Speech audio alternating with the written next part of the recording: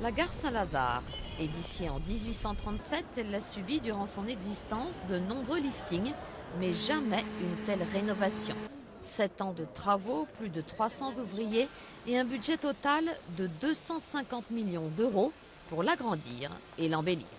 C'est un chantier exemplaire, y compris d'ailleurs en termes de réhabilitation d'un monument historique. Cette gare est classée, elle est magnifique et maintenant on le voit, on le redécouvre à quel point elle est magnifique. Mais la prouesse technique réside dans l'agrandissement. Un agrandissement qui s'est fait par la création de sous-sols. On a creusé sous la gare plusieurs niveaux pour créer des espaces commerciaux et un parking. Quand on a creusé 70 000 m3 de terre, plus de 1500 camions qu'il a fallu évacuer de cette gare, les faire sortir dans le flux voyageurs. C'est quelque chose de colossal. Objectif, créer une galerie commerciale de 10 000 m² avec près de 80 boutiques. Une idée née de la nécessité de rendre cette gare plus attractive et plus pratique aussi aux 450 000 voyageurs qui l'empruntent quotidiennement.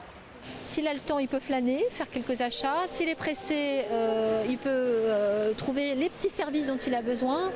Il peut aussi passer directement pour se jeter dans son train ou son métro. Donc c'est vraiment une gare à plusieurs registres qui est sortie de terre. Jamais un tel chantier de rénovation n'a été mené en France dans une gare, mais la SNCF ne s'arrête pas là. La gare d'Austerlitz et la gare Montparnasse sont les prochaines sur la liste.